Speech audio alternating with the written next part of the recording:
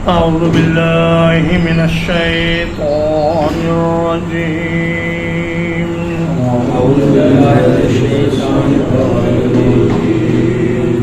يا أيها الذين آمنوا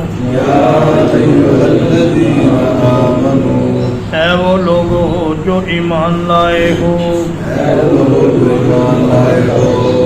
لا تلہکم اموالکم ولا اولادکم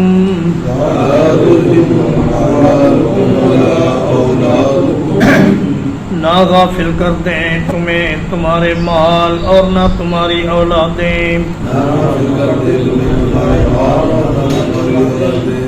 عن ذکر اللہ اللہ کی یاد سے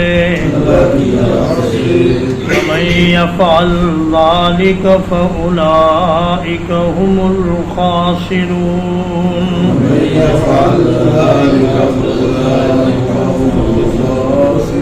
اور جو کوئی ایسا کرے گا تو وہی لوگ خسارہ پانے والے ہیں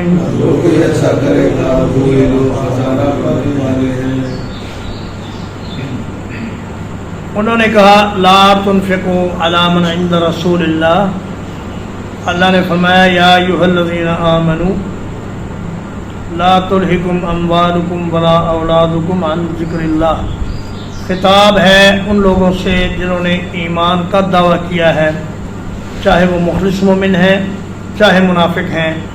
فرمایا کہ لہو کا معنی ہوتا ہے کھیل تماشا بیکار کام اور لہا یلہو کا معنی ہے غافل ہونا اور اس سے باب افعال آئے تو یہ بنتا ہے الہا یلہی تو اس کا مطلب ہے غافل کرنا تو یہاں پہ تلہے واحد مؤنث کا صیغہ آیا ہے نہیں کے ساتھ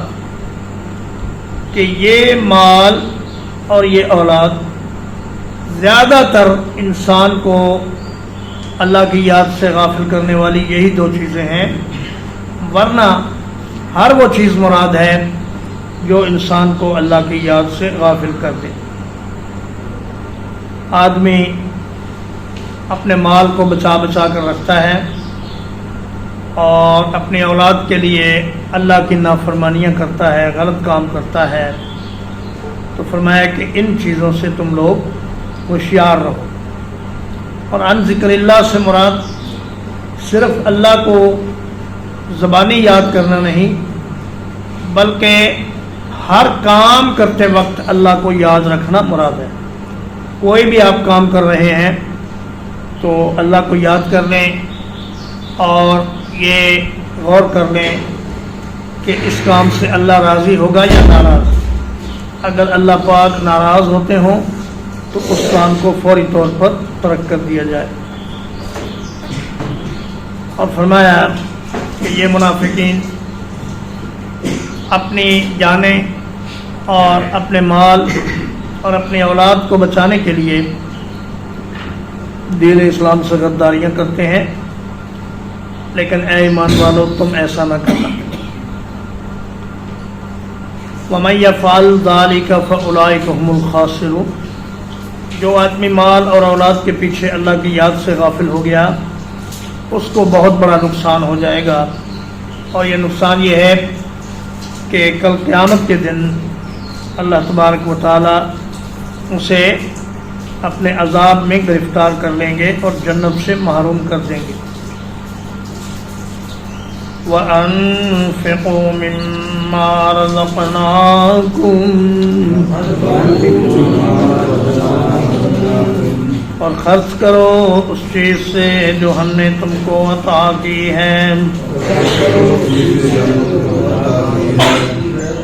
من قبل ان یأتی احدکم الموت اس سے پہلے کہ کسی تم میں سے کسی ایک کو موت آئے فَيَقُولَ رَبِّ لَوْلَا أَخَّرْتَنِي إِلَىٰ أَجَلٍ قَرِيبٍ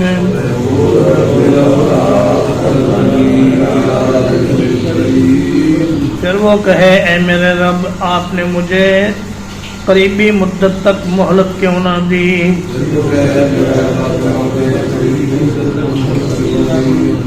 فَأَصَّدَّقَ وَأَكُن مِّنَ الصَّالِحِينَ،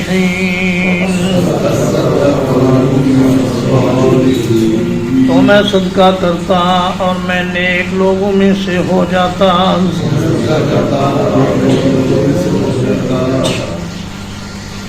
تو میں دنیا کی یہ زندگی ایک خواب ہے، اور جب آنکھ کھلے گی تو انسان کو حقیقتوں کا پتہ چلے گا۔ موت آ جائے گی تو جو نظر آ رہا ہے وہ نظر آنا بند ہو جائے گا، اور جو نظر نہیں آ رہا وہ نظر آنا شروع ہو جائے گا۔ جب انسان موت کے وقت فرشتوں کا رویہ دیکھتا ہے، اللہ کی ناراضگی کو دیکھتا ہے، اور اس پر عالم برزخ کے حالات ظاہر ہونے لگتے ہیں، تو اس وقت وہ کہتا ہے کہ یا اللہ مجھے تھوڑی سی مدت اور مل جائے تو میں اپنا مال بھی صدقہ کروں اور میں نیک آدمی بن جاؤں۔ فرمایا کہ وَأَنذِرْهُمْ، سورۃ ابراہیم میں اللہ پاک فرماتے ہیں وَأَنذِرْهُمْ يَوْمَ يَأْتِيهِمُ الْعَذَابُ فَيَقُولُ الَّذِينَ ظَلَمُوا رَبَّنَا أَخِّرْنَا إِلَىٰ أَجَلٍ قَرِيبٍ نُجِبْ دَعْوَتَكَ وَنَتَّبِعِ الرُّسُلَ۔ فرمایا ان کو ڈرا دے جب ان کے پاس عذاب کے فرشتے آ جائیں گے جان لینے کے لیے، تو یہ کہیں گے یا اللہ تھوڑی سی مدت اور دے دیں، ہم آپ کا ہر حکم مانیں گے اور آپ کے رسولوں جیسی زندگی گزاریں گے۔ لیکن فرمایا کہ جب وقت آ جائے تو پھر کسی کو ایک لمحے کی بھی مہلت نہیں ملتی۔ حضرت ابو ہریرہ رضی اللہ تعالیٰ عنہ روایت کرتے ہیں، بخاری شریف کی حدیث ہے کہ جاء رجل الی النبی صلی اللہ علیہ وسلم، ایک آدمی اللہ کے نبی صلی اللہ علیہ وسلم کی خدمت میں حاضر ہوا۔ فقال یا رسول اللہ ای الصدقۃ اعظم اجرا، مجھے یہ بتائیے کہ کس صدقے کا اجر و ثواب سب سے زیادہ ہے؟ تو اللہ کے نبی صلی اللہ علیہ وسلم نے فرمایا کہ انت تصدق وانت صحیح شحیح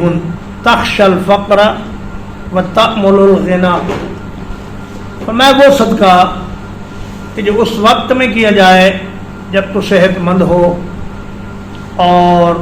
دنیا کے مال کا حریص ہو، اور تجھے فقیری اور محتاجی کا ڈر ہو اور مالداری کی امید ہو، اس وقت جو صدقہ کیا جائے وہ اللہ کو سب سے زیادہ محبوب ہے۔ اور فرمایا ولا تمہل حتی اذا بلغت الحلقوم، اور صدقہ دینے میں اتنی تاخیر نہ کرو کہ جان اچھل کر حلق میں آ جائے۔ قلت لفلان کذا ولفلان کذا وقد کان لفلان، اس وقت تم کہو گے اتنا مال فلاں کو دے دو، اتنا فلاں کو دے دو، اس وقت تو وہ فلاں کا ہو ہی جانا ہے۔ تمہیں فائدہ تب ہوگا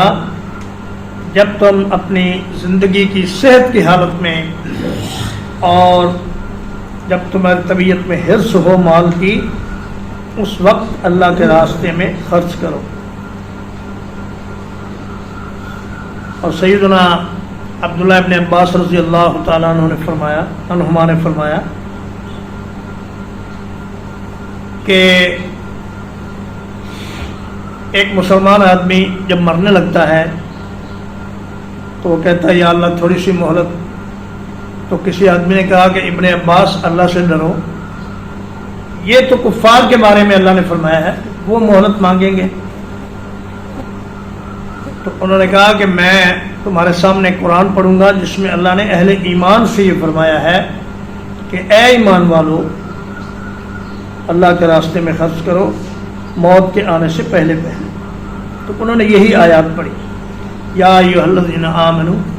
لا تلہکم اموالکم ولا اولادکم عن ذکر اللہ وَلَن يُؤَخِّرَ اللَّهُ نَفْسًا إِذَا جَاءَ أَجَلُهَا.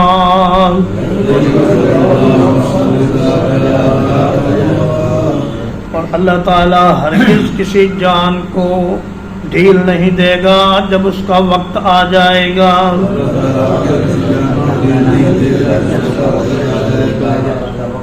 واللہ خبیر بما تعملون. اور اللہ تعالیٰ خوب خبردار ہے اس چیز سے جو تم کر رہے ہو.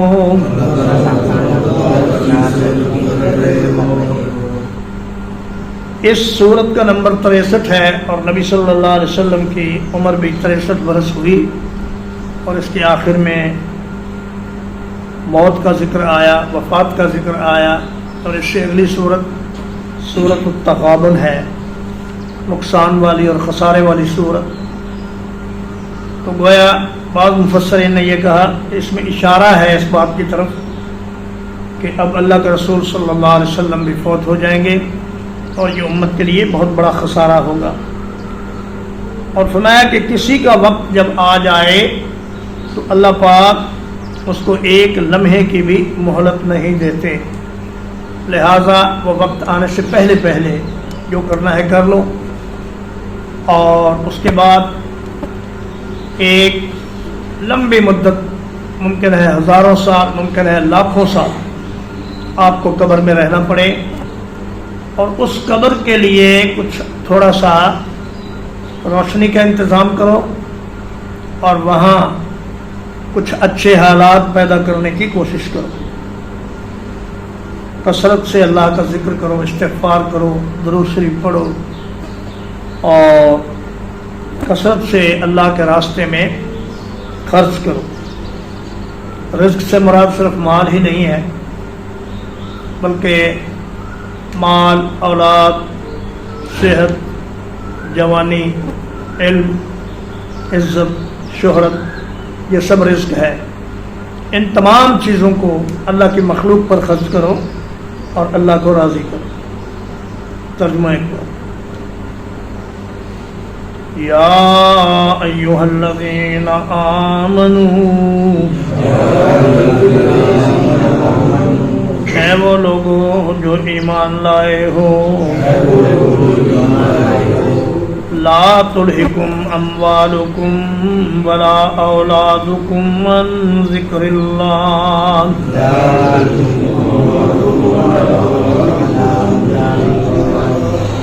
تمہیں تمہارے مال اور تمہاری اولادیں اللہ کی یاد سے غافل نہ کرنے پائیں.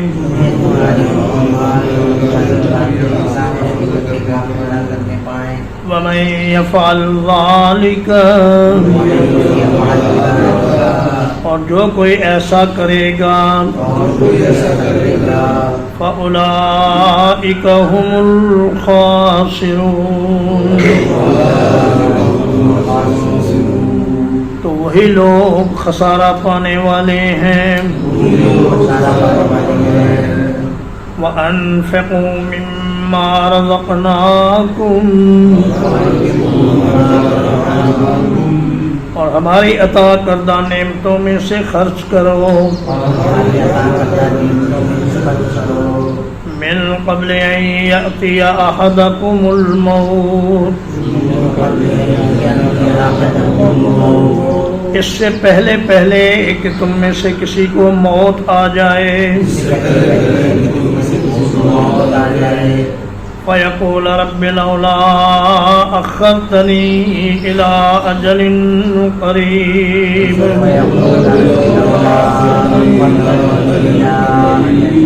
پھر وہ کہے اے میرے رب تو نے مجھے قریبی مدت تک مہلت کیوں نہ دی.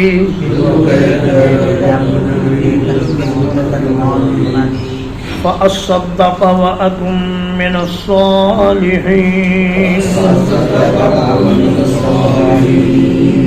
تو میں صدقہ کرتا اور نیک لوگوں میں سے ہو جاتا وَلَن يُؤَخِّرَ اللَّهُ نَفْسًا إِذَا جَاءَ أَجَلُهَا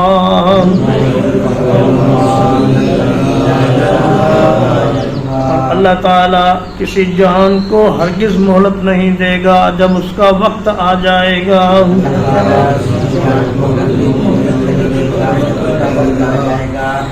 واللہ خبیر بما تعملون اور اللہ تعالیٰ خوب خبردار ہے اس چیز سے جو تم کر رہے ہو